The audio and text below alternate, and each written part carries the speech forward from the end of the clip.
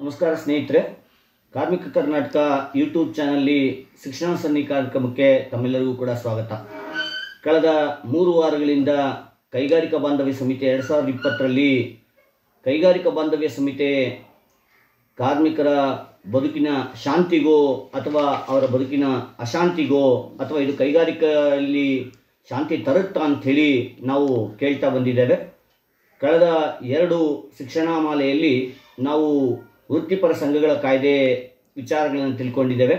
ಇವತ್ತಿನ ಶಿಕ್ಷಣ ಮಾಲೆಯಲ್ಲಿ ಕೈಗಾರಿಕಾವಾದಗಳ ಕಾಯ್ದೆ 1947 ಅದನ್ನೇನು ಇವತ್ತು ಕೈಗಾರಿಕಾ ಬಾಂಧವ್ಯ ಸಮಿತಿ 2020ರಲ್ಲಿ ಅಡಕಗೊಳಿಸಿದ್ದಾರೆ. 3 ಕಾಯ್ದೆಗಳ ಭಾಗವಾಗಿ ಈ ಕಾಯ್ದೆಯನ್ನು ಅಡಕಗೊಳಿಸಿದ್ದಾರೆ. ಕೈಗಾರಿಕಾವಾದ ಕಾಯ್ದೆ 1947ರಲ್ಲಿ ಏನಿತ್ತು ಮತ್ತು ಅದನ್ನು ಯಾವ ರೀತಿ ಬದಲಾವಣೆ ಮಾಡಿದ್ದಾರೆ, ಕೈಗಾರಿಕಾ ವ್ಯವಹಾರಗಳ ಕಾಯ್ದೆ ಅಂದ್ರೇನು ಮತ್ತು ಕೈಗಾರಿಕಾ ಬಾಂಧವ್ಯ ಸಮಿತಿಯಲ್ಲಿ ಏನಿರ್ತದೆ ಅನ್ನುವಂಥದ್ದನ್ನು ನಾವು ನೋಡ್ತಾ ಬರೋಣ. ಹಾಲಿ ಇರುವಂಥ ಕಾಯ್ದೆಯಲ್ಲಿ ಮತ್ತು ಈಗ ಬರುವಂಥ ಹೊಸ ಸಂಹಿತೆಯಲ್ಲಿ ಏನು ಬದಲಾವಣೆಗಳಾಗಿದೆ ಅನ್ನುವಂಥದ್ದನ್ನು ನಾವು ಮೊದಲು ತಿಳ್ಕೊಳ್ಳೋಣ. ಈಗ ಏನು ಕೈಗಾರಿಕಾವಾದಗಳ ಕಾಯ್ದೆ 1947 ಅಂತೇಳಿದೆ, ಅದರಲ್ಲಿ ಸುಮಾರು 40 ಕಲಂಗಳು ಅಂದರೆ ಸೆಕ್ಷನ್ಸ್ಗಳಿದ್ದಾವೆ ಮತ್ತು 5 ಅನುಚ್ಛೇದಗಳು ಅಂದರೆ 5 ಶೆಡ್ಯೂಲ್ಸ್ಗಳಿದ್ದಾವೆ. ಈ ರೀತಿ ಇರುವಂಥ ಕಾಯ್ದೆಯನ್ನು ಈಗ ಕೈಗಾರಿಕಾ ಬಾಂಧವ್ಯ ಸಮಿತಿ 2020 ಬದಲಾವಣೆ ಮಾಡಿ ಅದರಲ್ಲಿ ಒಟ್ಟು 68 ಕಲಂಗಳನ್ನು ಅಂದರೆ ಸೆಕ್ಷನ್ಸ್ಗಳನ್ನು ಮಾಡಿ ಮತ್ತು 3 ಅನುಚ್ಛೇದಗಳನ್ನು ಮಾಡಿದ್ದಾರೆ.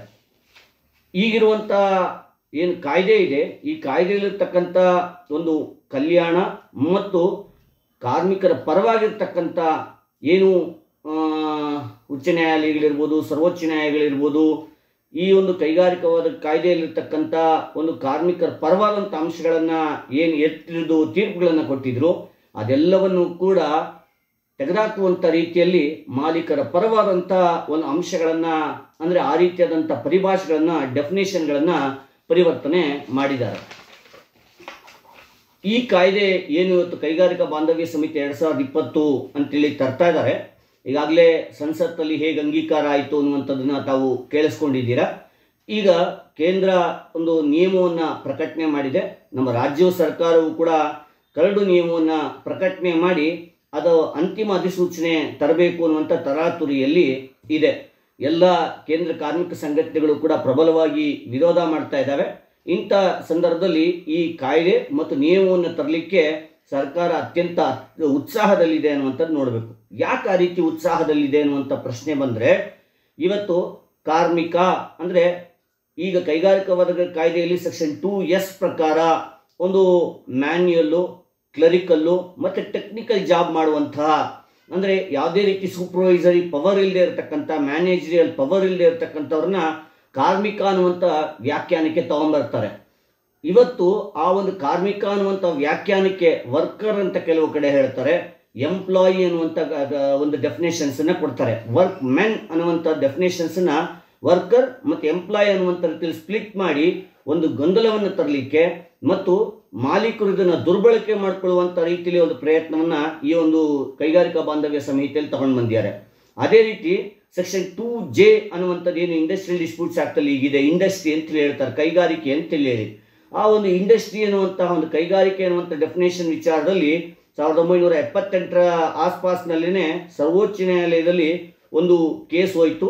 ಆ BWSSB ವರ್ಸಸ್ ರಾಜಪ್ಪ ಅನ್ನುವಂಥ ಕೇಸ್ನಲ್ಲಿ ಜಸ್ಟಿಸ್ VR ಕೃಷ್ಣಯ್ಯರು ಮತ್ತು ಇತರೆ ಜಡ್ಜ್ಗಳು ಒಂದು ತೀರ್ಪನ್ನ ಕೊಟ್ಟು ಯಾವುದೆಲ್ಲ ಕೈಗಾರಿಕೆ ವ್ಯಾಖ್ಯಾನಕ್ಕೆ ಬರ್ತದೆ ಅನ್ನುವಂಥದ್ದನ್ನು ಹೇಳಿದ್ದಾರೆ. ಅದೇ ರೀತಿ ವೇತನ ಅನ್ನುವಂಥದ್ದು, ವೇಜಸ್ ಅನ್ನುವಂಥ ಡೆಫಿನೇಷನ್ ಇರ್ಬೋದು, ಅದೇ ರೀತಿ ಕನ್ಸಲೇಷನ್ ಆಫೀಸರ್ಸ್ ಅಂದರೆ ಯಾರು, ಅವ್ರ ಪವರ್ಸ್ ಏನು, ಡ್ಯೂಟೀಸ್ ಏನು ಅನ್ನುವಂಥದ್ದು, ಹಾಗೆ ಸ್ಟ್ರೈಕ್ ಅಂದರೆ ಏನು, ಅದೇ ರೀತಿ ಒಂದು ರೀಇನ್ಸ್ಟೇಟ್ಮೆಂಟ್ ಆರ್ಡರ್ ಬಂದು ಅದನ್ನು ಹೈಕೋರ್ಟಲ್ಲಿ ಅಪೀಲ್ ಹೋದಾಗ ಸೆಕ್ಷನ್ 17B ಪ್ರಕಾರ ಅವರಿಗೆ ಲಾಸ್ಟ್ ಆನ್ ವೇಜಸ್ ಕೊಡುವಂಥ ವಿಚಾರದಲ್ಲಿರ್ಬೋದು, ಈ ರೀತಿಯಾದಂಥದ್ದು. ಅದೇ ರೀತಿ ಒಂದು ಟ್ರೈಬ್ಯುನಲ್ ಇರ್ಬೋದು, ಅದರಲ್ಲಿ ಲೇ ಆಫ್ ಪರ್ಮಿಷನ್ನು, ರಿಟ್ರೆನ್ಚ್ಮೆಂಟ್ ಪರ್ಮಿಷನ್ನು, ಕ್ಲೋಷರು ಮತ್ತು ಅವಾರ್ಡನ್ನು ಜಾರಿ ಮಾಡುವಂಥದ್ದು ಮತ್ತು ಅನ್ಫೇರ್ ಲೇಬರ್ ಪ್ರಾಕ್ಟೀಸಲ್ಲಿ ಮಾಲೀಕರ ಪರವಾಗಿ ಸಂಘಕ್ಕೆ ವಿರುದ್ಧವಾದಂಥ, ಕಾರ್ಮಿಕರ ವಿರುದ್ಧವಾದಂಥ ಅಂಶಗಳನ್ನು ತಗೊಂಡು ಬಂದಿದ್ದಾರೆ.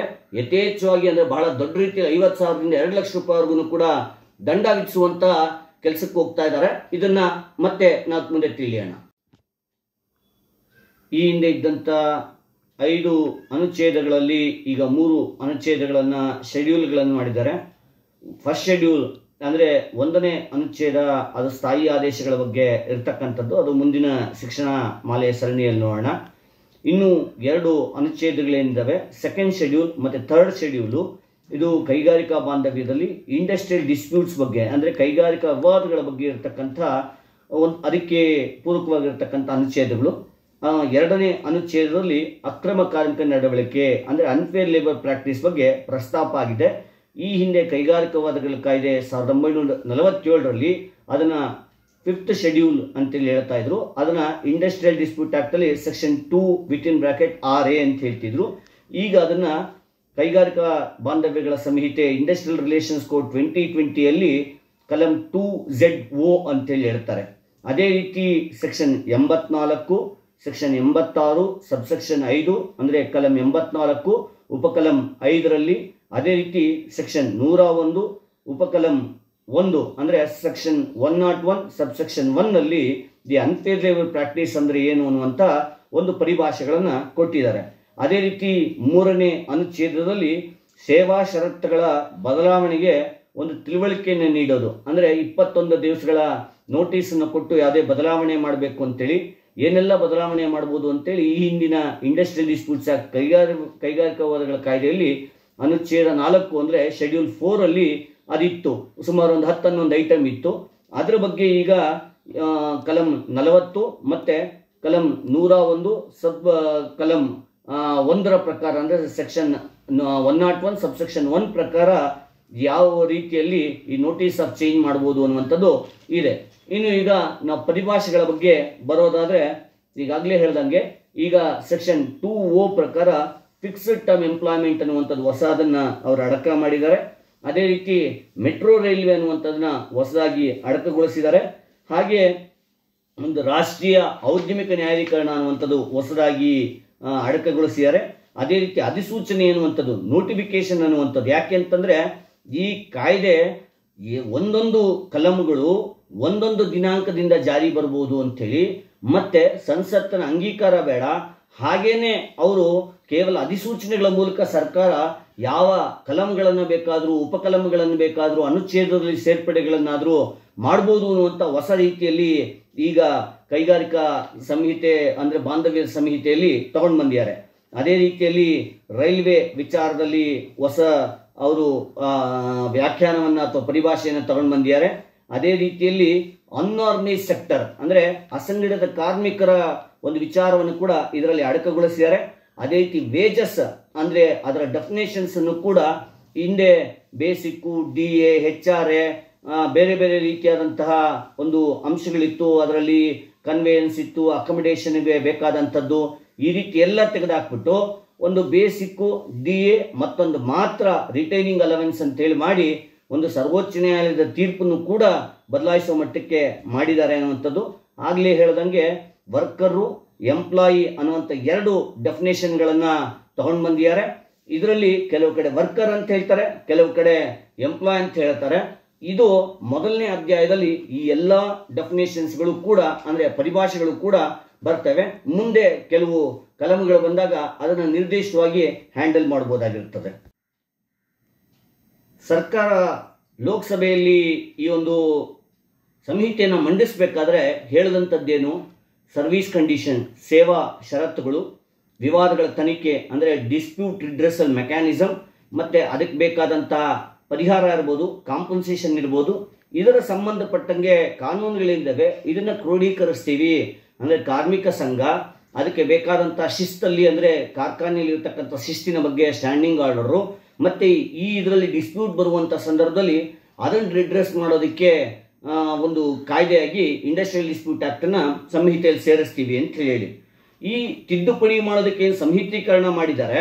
ಈ ಸಂಹಿತೀಕರಣದ ಹೆಸರಿನಲ್ಲಿ ಏನೆಲ್ಲ ಮಾಡಿದ್ದಾರೆ, ಫಿಕ್ಸ್ಡ್ ಟರ್ಮ್ ಎಂಪ್ಲಾಯ್ಮೆಂಟನ್ನು ಇನ್ಕ್ಲೂಡ್ ಮಾಡಿದ್ದಾರೆ, standing order as well as industrial dispute act ಮತ್ತು ಈವನ್ ಟ್ರೇಡ್ ಯೂನಿಯನ್ ಆ್ಯಕ್ಟಲ್ಲಿ. ಅದೇ ರೀತಿ ಕಾರ್ಮಿಕರ ಪರಿಭಾಷೆಯಲ್ಲಿ ಅಪ್ರೆಂಟಿಸ್ಗಳನ್ನು ಹೊರಗಡೆ ಉಳಿಸಿದ್ದಾರೆ. ಆಗಲೇ ಹೇಳಿದೆ ಸೆಕ್ಷನ್ 2S ಅಲ್ಲಿ ಯಾರೆಲ್ಲ ಇದ್ರು ಅಂತ ಅಪ್ರೆಂಟಿಸನ್ನು ಅದರಿಂದ ಆಚೆ ತೆಗೆದುಬಿಟ್ಟಿದ್ದಾರೆ. ಅದೇ ರೀತಿ 18,000ಕ್ಕಿಂತ ಕಡಿಮೆ ವೇತನ ಪಡೆಯುವಂಥ ಸೂಪರ್ವೈಸರ್ಗಳನ್ನು ಒಳಗೊಳಿಸಿದ್ದಾರೆ. ಮತ್ತು ಕೈಗಾರಿಕಾ ಶಬ್ದದ ಪರಿಭಾಷೆಯನ್ನು ಒಂದು ಸ್ಪಷ್ಟಪಡಿಸ್ತೀವಿ ಎನ್ನುವಂಥ ಕಾರಣಕ್ಕೆ ಹಲವಾರು ಏನು ಈಗ ಆಸ್ಪತ್ರೆ ಇರ್ಬೋದು, ಅದೇ ರೀತಿ ಅಮ್ಯೂಸ್ಮೆಂಟ್ ಪಾರ್ಕ್ಗಳಿರ್ಬೋದು, ಬೇರೆ ಬೇರೆ ಈಗ ಅಂಗನವಾಡಿ, ಪಂಚಾಯಿತಿ ಇಂಥ ಒಂದು ಇದನ್ನು ಕೂಡ ಕೈಗಾರಿಕೆಯ ವ್ಯಾಪ್ತಿಯಿಂದ ಹೊರಗುಳಿಸುವಂಥ ಒಂದು ಷಡ್ಯಂತ್ರವನ್ನು ಸರ್ಕಾರ ರೂಪಿಸಿದೆ ಅನ್ನುವಂಥದ್ದು. ಮುಂದೆ ನಿರ್ದಿಷ್ಟವಾಗಿ ಆ ಪರಿಭಾಷೆಗಳ ಡೆಫಿನೇಷನ್ಸ್ ಬಂದಾಗ ನಿರ್ದಿಷ್ಟವಾಗಿ ತಿಳಿಯೋಣ. ಮತ್ತೊಂದು ಹೇಳಿರುವಂಥದ್ದು ಮುಷ್ಕರದ ಪರಿಭಾಷೆಗೆ ಒಂದು ಸಾಮೂಹಿಕ ರಜೆ ಅನ್ನುವಂಥದ್ದು ಏನಿದೆ ಅದನ್ನು ಒಳಪಡಿಸಿಬಿಟ್ಟಿದ್ದಾರೆ. ಅಂದರೆ ಈ ಹಿಂದೆ ಇಂಡಸ್ಟ್ರಿಯಲ್ ಡಿಸ್ಪ್ಯೂಟ್ ಆಕ್ಟ್ನ ಸೆಕ್ಷನ್ 2Q ಪ್ರಕಾರ ಸೀಸೇಷನ್ ಆಫ್ ವರ್ಕ್ ಅಂದರೆ ಕೆಲಸದ ಸ್ಥಗಿತತೆ ಮಾತ್ರ ಮುಷ್ಕರ ಅಂತ ಹೇಳಿ, ಯಾವುದೋ ಒಂದು ಕಾರಣಕ್ಕೆ 10 ಜನ ಆ ಒಂದು ಕಾರ್ಖಾನೆಯಲ್ಲಿ ರಜಾ ಹಾಕ್ಬಿಟ್ರು ಅಂದರೆ ಅದನ್ನ ಸಾಂದರ್ಭಿಕ ರಜೆ ಅಂದರೆ ಕ್ಯಾಶುಯಲ್ ಲೀವ್ ಹಾಕಿದ್ದಾರೆ ಅನ್ನುವಂಥ ಕಾರಣಕ್ಕೆ ಅದನ್ನ ಸ್ಟ್ರೈಕ್ ಅಂತ ಪ್ರೆಸ್ಯೂಮ್ ಮಾಡಿ 1 ದಿವಸಕ್ಕೆ 8 ದಿವಸದ ವೇತನವನ್ನು ಕಟ್ ಮಾಡಬೇಕು ಅನ್ನುವಂಥ ಒಂದು ಇದನ್ನು ತಗೊಂಡು ಬಂದಿದ್ದಾರೆ. ಅದೇ ರೀತಿ ಈಗ ಮಾಡೆಲ್ ಸ್ಟ್ಯಾಂಡಿಂಗ್ ಆರ್ಡರ್ 7 ದಿವಸ, ಅದೇ ರೀತಿ ಮ್ಯಾಕ್ಸಿಮಮ್ ಒಂದು 14 ದಿವಸ ಅಥವಾ ಪಬ್ಲಿಕ್ ಯುಟಿಲಿಟಿ ಸರ್ವಿಸಸ್ ಆಗಿದ್ದಾಗ 21 ದಿವಸದ ಮುಷ್ಕರ ನೋಟಿಸನ್ನ ಕೊಡುವಂತಹ ಪರಿಪಾಠ ಇದೆ. ಅದಕ್ಕೆ ವಿರುದ್ಧವಾಗಿ ಈಗ ಮುಷ್ಕರದ್ದು 60 ದಿವಸದ ಮುಂಚಿತ ನೋಟಿಸ್ ಕೊಡಬೇಕು ಮತ್ತು 14 ದಿವಸದ ಒಳಗಡೆ ಏನಾದರೂ ಒಂದು ವೇಳೆ ರಾಜಿ ಸಂಧಾನ ಸಭೆ ಏನಾದರೂ ಪ್ರಾರಂಭ ಆಯಿತು ಅಂದರೆ ಆಗ ಮುಷ್ಕರಕ್ಕೆ ಹೋಗೋ ಹಾಗಿಲ್ಲ. ಈಗಿರುವಂಥ ಕಾನೂನಲ್ಲಿ ಕೈಗಾರಿಕಾವಾದ ಕಾಯ್ದೆಯಲ್ಲಿ ಏನಿದೆ ಅದು ನ್ಯಾಯಾಧಿಕರಣ ಮತ್ತು ನ್ಯಾಯಾಲಯದಲ್ಲಿದ್ದಾಗ ಮಾತ್ರ ಮುಷ್ಕರ ಹೋಗೋ ಹಾಗಿಲ್ಲ ಅಂತ. ಆದರೆ ಇವತ್ತು ಅದನ್ನ ರಾಜಿ ಸಂಧಾನ ಪ್ರಕ್ರಿಯೆಗೂ ತಗೊಂಡು ಬಂದು ಕಾರ್ಮಿಕರ ಮುಷ್ಕರವನ್ನ ಹತ್ತಿಕ್ಕುವಂತ ಪ್ರಯತ್ನ ಮಾಡ್ತಿದ್ದಾರೆ. ಮತ್ತೆ ಮುಷ್ಕರ ಲಾಕ್ಡೌನ್ಗಾಗಿ ಎಲ್ಲಾ ಕೈಗಾರಿಕೆಗಳನ್ನು ಕೂಡ ಒಂದು ಪಬ್ಲಿಕ್ ಯುಟಿಲಿಟಿ ಸರ್ವಿಸಸ್ ಅನ್ನುವಂಥ ರೀತಿಯಲ್ಲಿ ಕನ್ಸಿಡರ್ ಮಾಡೋದಕ್ಕೆ, ಈಗ ಉದಾಹರಣೆಗೆ ಹಾಲು, ಅದೇ ರೀತಿ ಫಾರ್ಮಾ ಅನ್ನುವಂಥದ್ದು ಅಥವಾ ಲೈಫ್ ಸೇವಿಂಗ್ ಡ್ರಗ್ಸ್ಗಳನ್ನು ಮಾಡ್ತಿದ್ರೆ ಅದನ್ನ ಪಬ್ಲಿಕ್ ಯುಟಿಲಿಟಿ ಅನ್ನುವಂಥ ಪರಿಗಣಿಸುವಂಥದ್ದು, ಅದಕ್ಕೆ ಸರ್ಕಾರ ಅಧಿಸೂಚನೆ ಹೊರಡಿಸಬೇಕು ಅಂತ ಈಗಿನ ಕಾಯ್ದೆಯಲ್ಲಿ ಇರೋದು. ಆದರೆ ಸಂಹಿತೆಯಲ್ಲಿ ಏನು ಮಾಡಿಬಿಟ್ಟಿದ್ದಾರೆ, ಒಂದು ವೇಳೆ ಮಾಲೀಕರು ಅದನ್ನ ಸಾರ್ವಜನಿಕ ಸೇವೆ ಅಥವಾ ಅಗತ್ಯ ಅವಶ್ಯಕ ಸೇವೆ ಅನ್ನುವಂಥದ್ದು ಏನಾದರೂ ಪರಿಭಾವಿಸಿದ್ರೆ ಅಂಥ ಟೈಮಲ್ಲಿ ಮುಷ್ಕರನೇ ಮಾಡೋಂಗಿಲ್ಲ ಅನ್ನುವಂಥದ್ದನ್ನ ತಗೊಂಡು ಬಂದಿದ್ದಾರೆ. ಈ ರೀತಿ ಇರುವಂಥದ್ದು ಈಗ ಎಷ್ಟು 13 ಅಧ್ಯಾಯಗಳು ಅಂದರೆ 13 ಶೆಡ್ಯೂಲ್ಸ್ಗಳು ಈಗಿದ್ದಾವೆ. 1ನೇ ಅಧ್ಯಾಯ ಸೆಕ್ಷನ್ 1 ಮತ್ತು ಸೆಕ್ಷನ್ 2 ಇದೆ. ಅದರಲ್ಲಿ ಸೆಕ್ಷನ್ 2A ಇಂದ ZR ವರ್ಗು ಅಂದರೆ Z ಕಂಪ್ಲೀಟ್ ಆದ್ಮೇಲೆ ZA, ZB ಅಂತೇಳಿ ZR ವರ್ಗು ಕೂಡ ಈ ಡೆಫಿನೇಷನ್ಸ್ಗಳು ಇದಾವೆ. ಅದೇ ರೀತಿ ಅಧ್ಯಾಯ 2ರಲ್ಲಿ ಒಂದು ದ್ವಿಪಕ್ಷೀಯ ವೇದಿಕೆಗಳು, ಬೈಲ್ಯಾಟ್ರಲ್ ಫೋರಮ್ಸ್ ಅಂದರೆ ಕನ್ಸಿಲಿಯೇಷನ್ ಅಥಾರಿಟಿ ಅಂತ, ಕನ್ಸಿಲಿಯೇಷನ್ ಬೋರ್ಡ್ ಅಂತೇಳಿ, ಅದೇ ರೀತಿ ಟ್ರೈಬ್ಯುನಲ್ ಅಂತೇಳಿ, ಲೇಬರ್ ಕೋರ್ಟ್ ಅಂತೇಳಿ ಏನು ದ್ವಿಪಕ್ಷೀಯವಾದಂಥ ವೇದಿಕೆ ಇದೆ ಇವುಗಳ ಬಗ್ಗೆ ಸೆಕ್ಷನ್ 3ರಿಂದ 4 ಇದೆ. ಅದೇ ರೀತಿ ಅಧ್ಯಾಯ 3 ಟ್ರೇಡ್ ಯೂನಿಯನ್ ಬಗ್ಗೆ ಸೆಕ್ಷನ್ 5ರಿಂದ 27 ಈಗಾಗಲೇ ಹಿಂದಿನ ಶಿಕ್ಷಣ ಸರಣಿ ಮಾಲೆಯಲ್ಲಿ ಕೇಳಿದ್ದೀರಾ. ಅಧ್ಯಾಯ 4ರಲ್ಲಿ ಸ್ಟ್ಯಾಂಡಿಂಗ್ ಆರ್ಡರ್ ಕಲಂ 28ರಿಂದ 39 ಈಗ ಕೈಗಾರಿಕಾ ಬಾಂಧವ್ಯದರಲ್ಲಿ ಬದಲಾವಣೆಯ ತಿಳುವಳಿಕೆ ಅಂದರೆ ನೋಟಿಸ್ ಆಫ್ ಚೇಂಜ್ ಹಿಂದೆ ಸೆಕ್ಷನ್ 9A ಅಂತ ಇತ್ತು, ಈಗ ಅದನ್ನ 2 ಇದಾಗಿ ಸ್ಪ್ಲಿಟ್ ಮಾಡಿ 40 ಮತ್ತು 41 ಮಾಡಿದ್ದಾರೆ. ಅದೇ ರೀತಿಯಲ್ಲಿ ಈಗ ಇರ್ತಕ್ಕಂಥ ಕಾನೂನು ಏನಿದೆ ಈ ಕಾನೂನಲ್ಲಿ ಅಧ್ಯಾಯ 6ರಲ್ಲಿ ನ್ಯಾಯ ಪಂಚಾಯತ್ಗೆ ವಿವಾದಗಳ ಸ್ವಯಂ ಶಿಫಾರಸು ಅಂತೇಳಿ ಅಂದರೆ voluntary reference of disputes to arbitration ಅಂತೇಳಿ ಹೇಳ್ತಾರೆ. ಅಡ್ಜುಡಿಕೇಶನ್ ನ್ಯಾಯ ನಿರ್ಣಯ ಬೇರೆ, ನ್ಯಾಯ ಪಂಚಾಯಿತಿ ಬೇರೆ ಅನ್ನುವಂಥದ್ದು ಆನಂತರ ನಾವು ನೋಡ್ಕೊಳ್ಳೋಣ. ಕಲಂ 42ರಲ್ಲಿ ನಾವು ನೋಡ್ಬೋದು. ಅದೇ ರೀತಿ ಅಧ್ಯಾಯ 7ರಲ್ಲಿ ಕೈಗಾರಿಕಾ ವಾದಗಳ ಪರಿಹಾರಕ್ಕೆ ಒಂದು ವ್ಯವಸ್ಥೆಯನ್ನ ಅಂದರೆ mechanism for resolution of industrial disputes ಅಂತ ಹೇಳಿ ಹೇಳ್ತಾರೆ. ಕಲಂ 43ರಿಂದ 61 ಇದರಲ್ಲಿ ಕನ್ಸಲೇಷನ್ ಆಫೀಸರ್ಸು, ಕನ್ಸಲೇಷನ್ ಬೋರ್ಡು, ಲೇಬರ್ ಕೋರ್ಟು, ಟ್ರೈಬ್ಯುನಲ್ಲು, ಅದರ ಸೆಕ್ಷನ್ಗಳಲ್ಲಿ ಅದರ ಪವರ್ಸ್ ಏನು, ಡ್ಯೂಟೀಸ್ ಏನು ಅನ್ನುವಂಥದ್ದೆಲ್ಲ ಎಕ್ಸ್ಪ್ಲೈನ್ ಮಾಡುತ್ತೆ. ಅದೇ ರೀತಿ ಅಧ್ಯಾಯ 8ರಲ್ಲಿ ಮುಷ್ಕರಗಳು ಮತ್ತು ಬೀಗಮುದ್ರೆ ಬಗ್ಗೆ ಇದೆ, ಅದು ಕಲಂ 62 ಮತ್ತು 64 ಆಗಿದೆ. ಅದೇ ರೀತಿ ಅಧ್ಯಾಯ 9ರಲ್ಲಿ ಲೇ ಆಫ್, ರಿಟ್ರೆಂಚ್ಮೆಂಟ್, ಕ್ಲೋಜರ್ ಬಗ್ಗೆ ಅಂದರೆ ಈಗಿರ್ತಕ್ಕಂಥ ಏನು ಕೈಗಾರಿಕಾವಾದ ಕಾಯ್ದೆಗಳಲ್ಲಿ 100 ಜನಕ್ಕೆ ಮೇಲಿದ್ರೆ, 100 ಜನಕ್ಕಿಂತ ಕೆಳಗಡೆ ಇದ್ರೆ ಅಥವಾ 50ಕ್ಕಿಂತ ಕೆಳಗಡೆ ಇದ್ರೆ ಎನ್ನುವಂಥದ್ದು ವರ್ಗೀಕರಣ ಇದೆ. ಇದನ್ನ ಈಗ 300ಕ್ಕೆ ಏರಿಸಿದ್ದಾರೆ ಅಂತ ವಿಚಾರಗಳ ಬಗ್ಗೆ ಸೆಕ್ಷನ್ 55ರಿಂದ 76 ಇರ್ತಕ್ಕಂಥದ್ದು. ಈ 9 ಅಧ್ಯಾಯದ ಮೇಲೆ 10ನೇದು ಒಂದು ಲೇ ಆಫ್, ರಿಟ್ರೆಂಚ್ಮೆಂಟು, ಕ್ಲೋಜರ್ ಬಗ್ಗೆ 300 ಮೇಲಿದ್ದಾಗ ಯಾವ ರೀತಿ ಕೈಗಾರಿಕೆಗಳು ಅನುಸರಿಸಬೇಕು ಅಂತೇಳಿ ಹೊಸದಾಗಿ ಸೇರ್ಪಡೆ ಮಾಡಿರ್ತಕ್ಕಂಥದ್ದು ಅಧ್ಯಾಯ 11 ವರ್ಕರ್ಸ್ ರೀಸ್ಕಿಲ್ಲಿಂಗ್ ಫಂಡ್ ಅಂತೇಳಿ ಕಾರ್ಮಿಕರ ಮರುಕೌಶಲ್ಯೀಕರಣ ನಿಧಿ. ಇದು ಕೂಡ ಒಂದು ಷಡ್ಯಂತ್ರ. ಮುಂದೆ ಆ ಕಲಂಗಳು ಬಂದಾಗ ನಾವು ನೋಡೋಣ. ಕಲಂ 83 ಅದೇ ರೀತಿ ಹಿಂದೆ ಶೆಡ್ಯೂಲ್ ಆಗಿದ್ದಂಥದ್ದು ಈಗ ಅಧ್ಯಾಯವಾಗಿ ಬಂದಿರತಕ್ಕಂಥದ್ದು, ಒಂದು ಚಾಪ್ಟರ್ ಆಗಿ ಬಂದಿರತಕ್ಕಂಥದ್ದು ಅನ್ಫೇರ್ ಲೇಬರ್ ಪ್ರಾಕ್ಟೀಸಸ್ ಅಂತೇಳಿ. ಅದೇ ರೀತಿ ಅಫೆನ್ಸಸ್ ಅಂಡ್ ಪೆನಾಲ್ಟೀಸ್ ಅಂತೇಳಿ ಅಪರಾಧಗಳು ಮತ್ತು ದಂಡಗಳು, ಅದು ಅಧ್ಯಾಯ 13ರಲ್ಲಿದೆ. ಅಧ್ಯಾಯ 14ರಲ್ಲಿ ಮಿಸಲೇನಿಯಸ್, ಈ ಯಾವ ಅಧ್ಯಾಯಗಳಲ್ಲೂ ಇಲ್ಲದೆ ಇರತಕ್ಕಂಥದ್ದು ಅಥವಾ ಕಲಮಲ್ಲಿ ಇಲ್ಲದೆ ಇರತಕ್ಕಂಥದ್ದನ್ನ ಅದರಲ್ಲಿ ಅಧ್ಯಾಯ 14ರಲ್ಲಿ ಇಟ್ಟಿದ್ದಾರೆ ಅನ್ನುವಂಥದ್ದನ್ನ ನೀವು ನೋಡ್ಬೋದಾಗಿರ್ತದೆ. ಕೇಂದ್ರ ಸರ್ಕಾರ ಈ ಒಂದು ಕಾಯ್ದೆಯಲ್ಲಿರ್ತಕ್ಕಂಥ ಹಲವು ಕಲಂಗಳು, ಸೆಕ್ಷನ್ಗಳಿದಾವೆ, ಒಂದೊಂದು ದಿವಸ ಜಾರಿ ತರುವಂಥ ರೀತಿಯಲ್ಲಿ ತಗೊಂಡು ಬಂದಿದ್ದಾರೆ. ಮತ್ತೆ ಒಂದೊಂದು ಶೆಡ್ಯೂಲ್ಗಳನ್ನು ಒಂದೊಂದು ರೀತಿ ತಗೊಂಡ್ಬರುವಂಥದ್ದು. ಈ ಹಿಂದೆ ಕಾಯ್ದೆಯಲ್ಲಿ ಯಾವುದನ್ನ ಸೆಕ್ಷನ್ ಅನ್ನ ಅಡಕಗೊಳಿಸಬೇಕಾದ್ರೆ ಸಂವಿಧಾನದ ಪ್ರಕಾರ ರಾಜ್ಯ ಸರ್ಕಾರಕ್ಕೂ ಕೂಡ ಅಧಿಕಾರ ಇತ್ತು. ಉದಾಹರಣೆಗೆ ಹಿಂದೆ ಇಂಡಸ್ಟ್ರಿಯಲ್ ಡಿಸ್ಪ್ಯೂಟ್ ಆಕ್ಟ್ ಅಲ್ಲಿ section 10 subsection 4 sub class A ಅನ್ನುವಂಥದ್ದು ಏನಿತ್ತು, ಯಾವುದೇ ಒಬ್ಬ ವರ್ಕರು ರಿಟ್ರೆಂಚ್ಮೆಂಟು ಅಥವಾ ಕೆಲಸ ನಿರಾಕರಣೆ ಒಳಗಾದ ಅಥವಾ ಡಿಸ್ಮಿಸ್ ಆದ, ಟರ್ಮಿನೇಟ್ ಆದ ಅಂದರೆ ನೇರವಾಗಿ ಆತ ಹೋಗಿ ನ್ಯಾಯಾಲಯಕ್ಕೆ ತನ್ನ ವ್ಯಾಜ್ಯವನ್ನು ದಾಖಲಿಸಬಹುದಾಗಿತ್ತು. ಅಂತ ಒಂದನ್ನ ನಮ್ಮ ಕರ್ನಾಟಕ ರಾಜ್ಯದಲ್ಲಿ ಒಂದು ಇಂಡಸ್ಟ್ರಿಯಲ್ ಡಿಸ್ಪ್ಯೂಟ್ ಆಕ್ಟ್ಗೆ ತಗೊಂಡು ಬಂದಿದ್ರಿ. ಈ ಹಿಂದಿನ ಶಿಕ್ಷಣಾಮಾಲೆಯಲ್ಲಿ ಸಂವಿಧಾನದಲ್ಲಿ ಯಾವ್ಯಾವುದರಲ್ಲಿ ರಾಜ್ಯ ಸರ್ಕಾರ ಮತ್ತು ಕೇಂದ್ರ ಸರ್ಕಾರ ತರಬಹುದು ಅಂತ ಹೇಳಿದ್ವಿ. ಅದರ ಆಧಾರದಲ್ಲಿ ಈಗ ಕೇಂದ್ರ ಸರ್ಕಾರ ರಾಜ್ಯ ಸರ್ಕಾರದ ಹಕ್ಕುಗಳನ್ನು ಸಂಪೂರ್ಣವಾಗಿ ಕಸಿದುಕೊಂಡ್ಬಿಟ್ಟಿದೆ. ಎಲ್ಲವೂ ಕೂಡ ಕೇಂದ್ರ ಸರ್ಕಾರದ ಕಪಿಮುಷ್ಟಿಯಲ್ಲಿರ್ತಕ್ಕಂಥ ಒಂದು ಸರ್ವಾಧಿಕಾರಿಯಾದಂಥ ಧೋರಣೆ ಇರತಕ್ಕಂಥ ರೀತಿಯಲ್ಲಿ ಈ ಕಾಯ್ದೆಯನ್ನು ರೂಪಿಸಿದ್ದಾರೆ ಅನ್ನುವಂಥದ್ದನ್ನ ನಾವು ನೋಡ್ಬೋದು. ಅದೇ ರೀತಿ ಅಪ್ರಾಪ್ರಿಯೇಟ್ ಗೌರ್ಮೆಂಟ್, ಸಕ್ಷಮ ಸರ್ಕಾರ ಅಂತ ಹೇಳಿದ್ರೆ ಕೇಂದ್ರ ಸರ್ಕಾರ ಮತ್ತು ರಾಜ್ಯ ಸರ್ಕಾರ, ಯಾವುದು 51% ಷೇರು ಕೇಂದ್ರ ಸರ್ಕಾರದ ಹೆಸರಲ್ಲಿದ್ದರೆ ಅದು ಕೇಂದ್ರ ಸರ್ಕಾರದ ಉದ್ದಿಮೆ ಆಗ್ತದೆ. 51% ರಾಜ್ಯ ಸರ್ಕಾರದಿದ್ರೆ ಆಗ ಅದು ರಾಜ್ಯ ಸರ್ಕಾರದ ಉದ್ದಿಮೆ ಆಗುತ್ತೆ. ಉದಾಹರಣೆಗೆ ಈಗ BHEL, BAL, HAL ಇದೆಲ್ಲಾನು ಕೂಡ 51% ಕೇಂದ್ರ ಸರ್ಕಾರದಿರೋದ್ರಿಂದ ಇದು ಕೇಂದ್ರ ಸರ್ಕಾರದ ಉದ್ದಿಮೆ ಆದರೆ, ಇವಾಗ Karnataka soaps and detergents limited ಈ ರೀತಿಯಾದಂತಹ ಈ ಮೈಸೂರು ಸ್ಯಾಂಡಲ್ ಸೋಪ್ ಏನು ತಯಾರು ಮಾಡ್ತಾರೆ, ಮೈಸೂರು ಲ್ಯಾಂಪ್ಸ್ ಇಂಡಿಯಾ ಇತ್ತಲ್ಲ, ಆ ರೀತಿಯಾದದ್ದು ರಾಜ್ಯ ಸರ್ಕಾರದ ಶೇರ್ ಅದರಲ್ಲಿ ಇದ್ದಿದ್ರಿಂದ ಅದು ಆ ಒಂದು ಕೈಗಾರಿಕೆಗಳಿಗೆ ಸಕ್ಷಮ ಸರ್ಕಾರ ಒಂದು ರಾಜ್ಯ ಸರ್ಕಾರವಾಗಿರುತ್ತದೆ.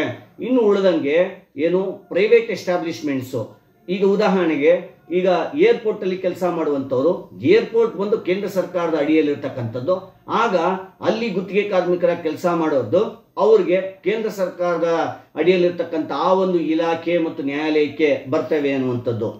ಜೊತೆಗೆ ಇದರಲ್ಲಿ ಬಹಳ ಪ್ರಮುಖವಾಗಿ ಒಂದು ರಾಜಿ ಸಂಧಾನ ಪ್ರಕ್ರಿಯೆ ಮತ್ತು ಕೋರ್ಟ್ ಆಫ್ ಎನ್ಕ್ವೈರಿ ಅಂತ ಹೇಳ್ತಾರೆ, ಅದನ್ನು ಸಂಪೂರ್ಣವಾಗಿ ತೆಗೆದುಹಾಕಿದ್ದಾರೆ.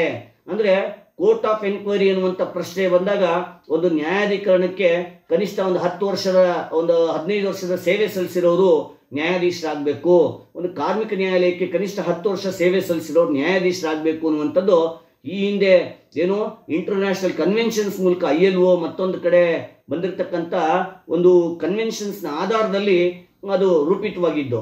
ಆದರೆ ಕನ್ವೆನ್ಷನ್ಸ್ಗಳಿಗೆ ವಿರುದ್ಧವಾಗಿ ಇವತ್ತು ಕೋರ್ಟ್ ಆಫ್ ಎನ್ಕ್ವೈರಿ ನ್ಯಾಯಾಧೀಶರನ್ನ ಯಾರು ಬೇಕಾದ್ರೂ ಮಾಲೀಕರನ್ನೇ ನೇಮಕ ಮಾಡ್ಬೋದು, ಸರ್ಕಾರ ಯಾವಾಗ ಬೇಕಾದ್ರೂ ಯಾರನ್ನ ಬೇಕಾದ್ರೂ ನೇಮಕ ಮಾಡ್ಬೋದು ಅನ್ನುವಂಥ ಒಂದು ಅಂಶವನ್ನ ಏನು ತಗೊಂಡು ಬಂದಿದ್ದಾರೆ. ಇವತ್ತು ಆ ರೀತಿ ತಗೊಂಡು ಬಂದು ರಾಜಿ ಸಂಧಾನ ಅಧಿಕಾರಿಗಳು KLS ಆಫೀಸರ್ಸೇ ಆಗೋದು ಬೇಡ, ಯಾರನ್ನ ಬೇಕಾದ್ರೂ ನೇಮಕ ಮಾಡ್ಬೋದು ಅನ್ನುವಂಥ ರೀತಿಲಿ ಮಾಡಿದ್ದಾರೆ. ಇನ್ನು ರಿಟ್ರೆಂಚ್ಮೆಂಟ್ ವ್ಯಾಪ್ತಿಯಿಂದ ಗುತ್ತಿಗೆ ಕಾರ್ಮಿಕರನ್ನ, ನಿಶ್ಚಿತ ಅವಧಿ ಕಾರ್ಮಿಕರನ್ನ, ದೀರ್ಘಕಾಲಿಕ ಅನಾರೋಗ್ಯದಿಂದ ಬಳಲುವವರನ್ನ ಹೊರಗಡೆ ಉಳಿಸಲಾಗಿದೆ. ಅಂದ್ರೆ ಇನ್ನು ಮುಂದೆ ರಿಟ್ರೆಂಚ್ಮೆಂಟ್ ಗುತ್ತಿಗೆ ಕಾರ್ಮಿಕರ ರಿಟ್ರೆಂಚ್ ಮಾಡಿದ್ರೆ ಅಥವಾ ಫಿಕ್ಸ್ಡ್ ಟರ್ಮ್ ಎಂಪ್ಲಾಯ್ಸ್ ನ ರಿಟ್ರೆಂಚ್ ಮಾಡಿದ್ರೆ ಅವರು ಡಿಸ್ಪ್ಯೂಟ್ ರೈಸ್ ಮಾಡಂಗಿಲ್ಲ ಅಂತೇಳಿ, ಮತ್ತೆ ಅದೇ ರೀತಿ ಸ್ಕೀಮ್ ನೌಕರರನ್ನ ಕಾರ್ಮಿಕ ಸಂಘಗಳ ವ್ಯಾಪ್ತಿಗೆ ತರಬೇಕು ಅನ್ನುವಂಥದ್ದನ್ನ ಇದರಲ್ಲಿ ಕೈ ಬಿಡಲಾಗಿದೆ. ಇದ್ರ ಮೂಲಕ ಕೈಗಾರಿಕಾವಾದಗಳ ಕಾಯ್ದೆಯಲ್ಲಿ ಕೆಲವು ಡಿಸ್ಪ್ಯೂಟ್ಗಳನ್ನು ರೈಸ್ ಮಾಡಬಹುದಾಗಿತ್ತು, ಆ ರೀತಿ ಡಿಸ್ಪ್ಯೂಟ್ಗಳನ್ನು ರೈಸ್ ಮಾಡೋದಕ್ಕೆ ಆಗ್ತಾ ಇಲ್ಲ, ಮುಂದೆ ಆಗೋದಿಲ್ಲ ಅಂತೇಳಿ. ಅದೇ ರೀತಿ ವೃತ್ತಿ ವಿವಾದಗಳನ್ನ, ಟ್ರೇಡ್ ಡಿಸ್ಪ್ಯೂಟ್ಸ್ ಅಂತ ಏನಿದೆ ಅದನ್ನ ಟ್ರೇಡ್ ಯೂನಿಯನ್ ಡಿಸ್ಪ್ಯೂಟ್ಗಳಾಗಿ ಮಾಡಿದ್ದಾರೆ. ನೀವು ಟ್ರೇಡ್ ಯೂನಿಯನ್ ಆಕ್ಟ್ ಅಂತ ನೋಡಿದಾಗ ಟ್ರೇಡ್ ಅಂದ್ರೆ ವೃತ್ತಿಪರವಾಗಿರ್ತಕ್ಕಂಥದ್ದು, ಆ ವೃತ್ತಿಪರವಾಗಿರ್ತಕ್ಕಂಥದ್ದನ್ನ ವೃತ್ತಿ ಸಂಘಗಳ ವಿವಾದವನ್ನಾಗಿ ಮಾರ್ಪಾಟ್ ಮಾಡಿದರೆ ಅದು ಮುಂದೆ ಕೆಲವು ಸೆಕ್ಷನ್ಸ್ ಬಂದಾಗ ನಾವು ಅದನ್ನ ಅಭ್ಯಾಸ ಮಾಡಬಹುದಾಗಿರ್ತದೆ. ಇನ್ನು ಬಹಳ ಮುಖ್ಯವಾಗಿ 2ನೇ ಅಧ್ಯಾಯದಲ್ಲಿ ದ್ವಿಪಕ್ಷೀಯ ವೇದಿಕೆಗಳು ಅಂತಿದೆ. ಈ ಹಿಂದೆ ಸೆಕ್ಷನ್ 3ರಲ್ಲಿ ವರ್ಕ್ಸ್ ಕಮಿಟಿ ಅಂತಿತ್ತು, ಆ ವರ್ಕ್ಸ್ ಕಮಿಟಿಯನ್ನ ಈಗ ಮತ್ತದೇ ಸೆಕ್ಷನ್ 3ರಲ್ಲಿ ತಂದಿದ್ದಾರೆ. ಅದೇ ರೀತಿ ಸೆಕ್ಷನ್ 9C ಇತ್ತು ಇಂಡಸ್ಟ್ರಿಯಲ್ ಡಿಸ್ಪ್ಯೂಟ್ಸ್ ಆಕ್ಟಲ್ಲಿ, ಅದನ್ನ ಈಗ ಸೆಕ್ಷನ್ 4 ಆಗಿ ಗ್ರೀವಿಯನ್ಸ್ ರಿಡ್ರೆಸಲ್ ಮೆಕ್ಯಾನಿಸಮ್ ಅಂತೇಳಿ ತಂದಿದ್ದಾರೆ. ಈ ಶಾಸನ ಅಡಿಯ ಪ್ರಾಧಿಕಾರದ ಬದಲು ದ್ವಿಪಕ್ಷೀಯ ವೇದಿಕೆಗಳನ್ನ ಅಂದ್ರೆ ಕನ್ಸಿಲಿಯೇಷನ್ ಅಥಾರಿಟೀಸ್ ಅನ್ನೋದನ್ನ ಬೈಲ್ಯಾಟ್ರಲ್ ಫೋರಮ್ಸ್ ಅಂತೇಳಿ ಮಾಡಿ, ಏನು ಅದಕ್ಕಿದ್ದಂಥ ಒಂದು ಬಲ ಇತ್ತು ಅಂದ್ರೆ ಸಿವಿಲ್ ಪ್ರೊಸೀಜರ್ ಕೋಡ್ 1908 ಅಲ್ಲಿ ಇರ್ತಕ್ಕಂಥ ಒಂದು ಸಮನಿಂಗ್ ಆಫ್ ಅಟೆಂಡೆನ್ಸು, ಪಾರ್ಟಿನ ಸಮನ್ ಮಾಡೋದು, ಡಾಕ್ಯುಮೆಂಟ್ ಸಮನ್ ಮಾಡೋದು, ಇನ್ವೆಸ್ಟಿಗೇಷನ್ ಮಾಡುವಂಥದ್ದು, ಇನ್ಸ್ಪೆಕ್ಟ್ ಮಾಡುವಂಥ ಪವರ್ಗಳನ್ನೆಲ್ಲ ತೆಗೆದಾಕ್ಬಿಟ್ಟಿದ್ದಾರೆ ಅನ್ನುವಂಥದ್ದು ನೋಡ್ಬೋದು. ಅದು ಕೋರ್ಟ್ಗೂ ಆಗಿರ್ಬೋದು, ಕನ್ಸಿಲೇಷನ್ ಆಫೀಸ್ಗೂ ಆಗಿರ್ಬೋದು. ಅದೇ ರೀತಿ ಗ್ರೀವಿಯನ್ಸ್ ರಿಡ್ರೆಸಲ್ ಮೆಕ್ಯಾನಿಸಮ್ ಅಲ್ಲಿ ಏನು ಕುಂದುಕೊರತೆ ನಿವಾರಣಾ ಸಮಿತಿ ಅಂತೇಳಿ ಮಾಡಿದೆ, ಈ ಹಿಂದೆ ಇದ್ದಂಥ ಒಂದು ಅದರಲ್ಲಿರ್ತಕ್ಕಂಥ ಪ್ರವಧಾನಗಳಿಗೂ ಪ್ರಾವಿಷನ್ಸ್ಗಳಿಗೂ ಇವಾಗಕ್ಕೂ ಬಹಳಷ್ಟು ವ್ಯತ್ಯಾಸ ಆಗಿದೆ. ಈ ಹಿಂದೆ ಅದು ಕುಂದುಕೊರತೆ ನಿವಾರಣೆ ಮಾಡಿಲ್ಲ ಅಂದರೆ ನೇರವಾಗಿ ಅವರು ಕಾರ್ಮಿಕ ಇಲಾಖೆಗೆ ಸಂಧಾನಾಧಿಕಾರಿಗೆ ದೂರು ಸಲ್ಲಿಸ್ಬೋದಾಗಿತ್ತು. ಆದರೆ ಈಗೇನು ಮಾಡಿದ್ದಾರೆ ಅಂತ ಹೇಳಿದ್ರೆ, ಕಡ್ಡಾಯವಾಗಿ ಒಂದು ಕುಂದುಕೊರತೆ ನಿವಾರಣಾ ಸಮಿತಿಯಲ್ಲಿ ಕೊಡಬೇಕು, ಅದನ್ನ ವಿಚಾರಣೆ ಮಾಡಿ ತೀರ್ಪು ಬಂದ ಮೇಲೆ ಆ ನಂತರ 60 ದಿವಸದ ನಂತರ ಅದ ಮೇಲ್ಮನವಿ ಸಲ್ಲಿಸಿ ಕನ್ಸಿಲೇಷನ್ ಆಫೀಸರ್ ಹೋಗ್ಬೋದು ಅಂತೇಳಿ ಮಾಡಿ ಇದನ್ನು ತಡ ಮಾಡಿದ್ದಾರೆ ಅನ್ನುವಂಥದ್ದನ್ನ ನಾವು ನೋಡ್ಬೋದು. ಮತ್ತೆ ಇದ್ರ ವಿರುದ್ಧ ಮೇಲ್ಮನವಿ ಸಲ್ಲಿಸಲಿಕ್ಕೆ ಸಾಧ್ಯ ಇಲ್ಲ, ಕನ್ಸಿಲೇಷನ್ಗೆ ಹೋಗ್ಬೇಕು ಅನ್ನುವಂಥದ್ದಿದೆ. ಅದೇ ರೀತಿ ಕೈಗಾರಿಕಾವಾದ ದಾಖಲಿಸಬಹುದು ಗ್ರೀವಿಯನ್ಸ್ ರಿಡ್ರೆಸಲ್ ಮೆಕ್ಯಾನಿಸಮ್ ಅಲ್ಲಿ ಅನ್ನುವಂಥದ್ದು ಕೂಡ ಬಿಟ್ಟಿದ್ದಾರೆ ಅನ್ನುವಂಥ ಅಂಶ ಇದೆ. ಸೊ ಈ ರೀತಿಯಾಗಿ ಇಡೀ ಕೈಗಾರಿಕಾವಾದ ಕಾಯ್ದೆಯಲ್ಲಿ ಮಾಲೀಕರ ಪರ ಮಾಡಿದ್ದಾರೆ. ಮುಂದಿನ ಒಂದು ಶಿಕ್ಷಣ ಮಾಲೆಯಲ್ಲಿ ನಾವು ಒಂದೊಂದು ಕಲಮಲ್ಲೂ ಕೂಡ ಕಾರ್ಮಿಕರಿಗೆ ಕೈಗಾರಿಕಾವಾದವನ್ನು ಹೇಗೆ ಎತ್ತಬೇಕಾಗ್ತದೆ, ಅದೇ ರೀತಿ ಕಾರ್ಮಿಕ ಸಂಘಗಳು ಏನು ಮಾಡಬೇಕಾಗ್ತದೆ, ಅದೇ ರೀತಿ ಅವ್ರನ್ನ ಕೆಲಸದಿಂದ ತೆಗೆದಾಕಿದಾಗ ಅದರ ರಿಟ್ರೆಂಚ್ಮೆಂಟ್ ಇರ್ಬೋದು, ಕ್ಲೋಸರ್ ಇರ್ಬೋದು, ಲೇ ಆಫ್ ಇರ್ಬೋದು, ಅಕ್ರಮ ಕಾರ್ಮಿಕ ನಡವಳಿಕೆ ಅನುಸರಿಸಿದಾಗ ಇದು ಪ್ರತಿಯೊಂದು ಕಲಂ ಬಗ್ಗೆನೂ ಕೂಡ ನಿರ್ದಿಷ್ಟವಾಗಿ ನಮ್ಮ ಪ್ರಾಯೋಗಿಕ ಅನುಭವದೊಂದಿಗೆ ಇದನ್ನ ನಾವು ತಿಳ್ಕೊಳ್ಳೋಣ ಅಂತ ಹೇಳಿ ಮತ್ತೊಮ್ಮೆ ತಾವೆಲ್ಲರೂ ಕೂಡ ಕಾರ್ಮಿಕ ಕರ್ನಾಟಕ ಯೂಟ್ಯೂಬ್ ಚಾನಲ್ಗೆ ಸಬ್ಸ್ಕ್ರೈಬ್ ಮಾಡಬೇಕು, ಹೆಚ್ಚೆಚ್ಚು ಶೇರ್ ಮಾಡಬೇಕು ಅಂತ ಕೇಳ್ಕೊಳ್ತಾ, ಮತ್ತೆ ಮುಂದಿನ ವಾರ ನಾವು ಕೈಗಾರಿಕಾ ಬಾಂಧವ್ಯ ಸಂಹಿತೆ 2020ರಲ್ಲಿನ ಮುಂದಿನ ಒಂದು 10 ಅಧ್ಯಾಯಗಳ ಬಗ್ಗೆ ಸಂಪೂರ್ಣವಾಗಿ ತಿಳ್ಕೊಳ್ಳೋಣ ಅಂತ ಹೇಳಿ ನನ್ನ ಮಾತನ್ನು ಮುಗಿಸ್ತೇನೆ. ಧನ್ಯವಾದ.